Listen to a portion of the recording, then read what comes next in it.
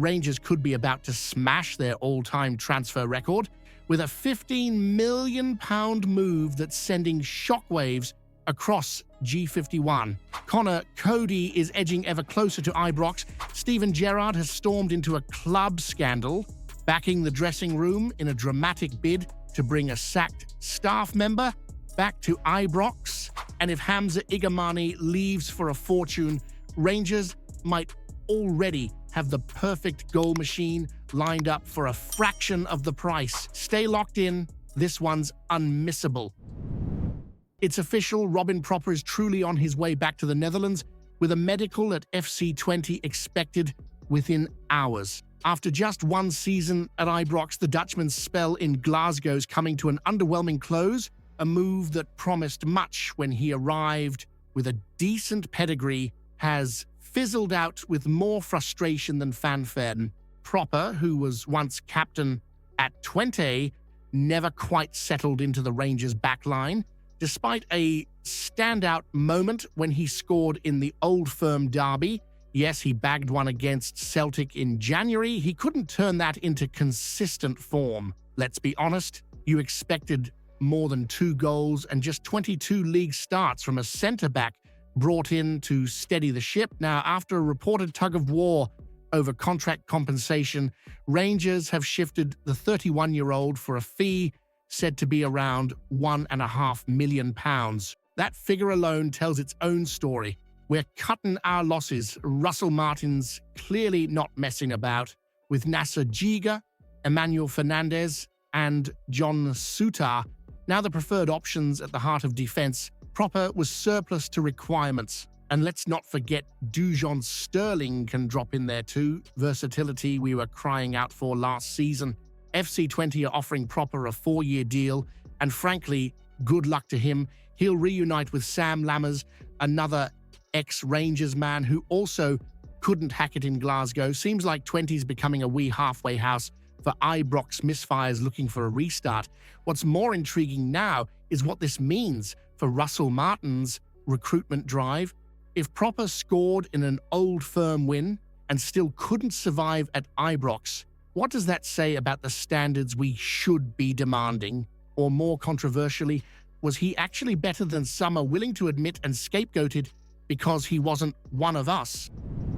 Well, this one's stirred the pot nicely. Steven Gerrard has stepped right into the middle of a brewing storm at Ibrox, lending his voice and weight to a campaign from inside the dressing room to bring back former kitman Jim Mallister.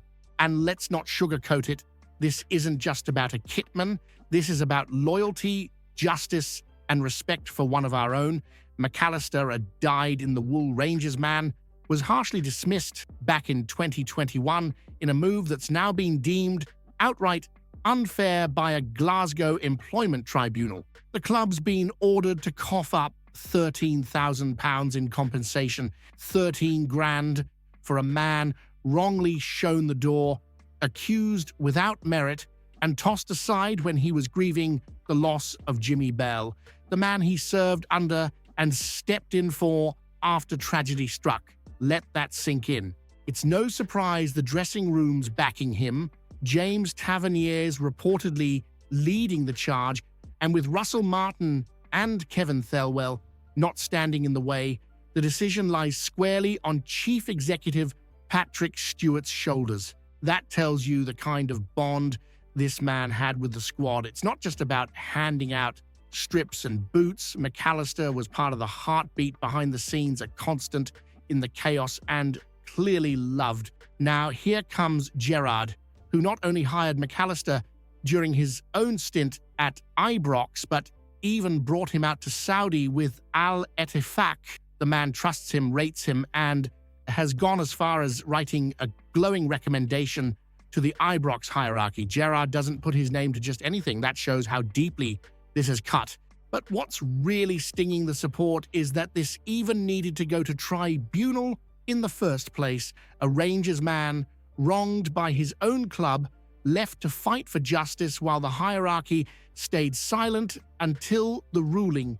It raises uncomfortable questions about how the club's been handling its people. especially the ones who aren't headline makers. If Gerrard, Tavernier, Balogun, and the dressing room all want McAllister back, and he's proven his loyalty and won his case, is there any excuse for the club not to bring him home? Or does the silence from the boardroom speak volumes about where the soul of the club really stands? Now, this is the kind of move that could change everything. Connor Cody, the experienced, no-nonsense centre-back with nearly 200 Premier League appearances under his belt, is circling closer and closer to Ibrox. And while nothing's been signed, yeah, the signs are there. The man's keeping tabs on us. He's watching Ibrox. After that 2-0 win over Panathinaikos, Martin's first match in charge and one that lit up the Champions League qualifiers, Cody was spotted liking Jack Butland's post on Instagram. "It's good to be back home," Butland wrote, and it seems Cody's already picturing Ibrox as his home too. Now, if you think that's just casual social media nonsense, think again. In football, these things mean something. It's the virtual equivalent of tapping the badge. But it's not just the online breadcrumbs that make this interesting. Cody is a natural leader.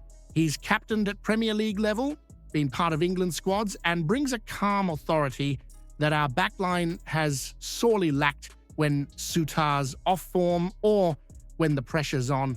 With Giga, Fernandez, and Aarons coming in, there's raw talent, but still a bit of naivety. Cody is the glue that could hold that defensive unit together. Cody could be that signing that turns a decent window into a transformative one. It's a smart move, it's a veteran move, but more than anything, it's a Rangers move. Power, presence, and leadership. If Connor Cody wants the move, is clearly watching the team, and fits the exact profile we're missing, why hasn't the deal been wrapped up already? And here's the kicker: would failing to land him prove that we talk a good game in the transfer market, but still hesitate when it's time to go all in? Well, now, this is where ambition meets reality, and it's lighting a fire under G51. Rangers are chasing Jesurun Rak-Sakyi, a proper live wire of a winger, and Crystal Palace are playing hardball. The Govan club's initial loan bid, including a buy clause worth up to £10 million, has already been knocked back. Now, Palace are digging in for a straight sale, and they're demanding a fee north of £15 million. Let that sink in. £15 million. That's more than Tor Andre Flo. That's more than Ryan Kent. That would be the biggest fee in our history. Let's not downplay Rak-Sakyi's ability. He's fast, direct, sharp in the box, and he loves to cut inside from the right. Exactly what's needed to replace Václav Černý, who was the standout in Europe last season. The numbers don't lie. 7 goals in the championship last season with limited minutes, take-on success among the best in the league, and a profile that screams modern winger. But here's the question: is he £15 million worth of certainty? That's the gamble. That kind of fee comes with a weight the lad has never carried before. No matter how talented he is, you'd be walking into Ibrox with a spotlight brighter than anything he's ever faced. Would it elevate him or crush him? There's also the issue of priorities. Russell Martin has already brought in a fair few, 7 new faces, including Gassama, Giga, and Aarons, and while the attack still needs fine-tuning, that sort of money could fund 2 or 3 solid players, especially with Europe on the horizon and depth an issue. The 49ers group have the wallet, but are they truly prepared to flex it in a league that offers no margin for error and no parachute money? Or is this just noise to show intent while quietly hoping someone else takes Rak-Sakyi off Palace's hands? If Rangers do spend £15 million on Rak-Sakyi and he flops, would it be the biggest transfer mistake in our modern history? Or should we finally stop thinking small and take the same risks clubs in England do every window? If Rangers do cash in on Hamza Igamane for £15 million this summer, as Lille seem eager to test our resolve, then every penny of that windfall needs to be smartly reinvested. And let's be brutally honest, That reinvestment shouldn't go into another project or potential striker. It should go into a proven, ruthless, clinical finisher. Enter Bojan Miovski. Now, I know what you're thinking. He's no longer in Scotland, he's at Girona, and he didn't exactly set La Liga on fire. True, 2 goals in 16 appearances doesn't scream world beater, but what does scream Rangers striker is what he did before that in the Granite City. 18 goals in his first season, 26 the next, and constantly popping up with big goals in big games. That's not luck, that's instinct. Miovski was a nightmare for defenses in this league. He bullied them, he harassed them.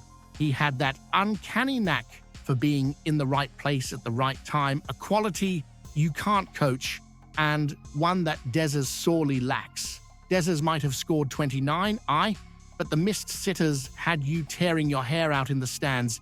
You know it. And here's the kicker. Miovski would cost just over £2 million. That's a fraction of what you'd bank from selling Igamane. You could bring him in, keep change for a winger, and still reinforce another area of the park. Economically smart, tactically sound.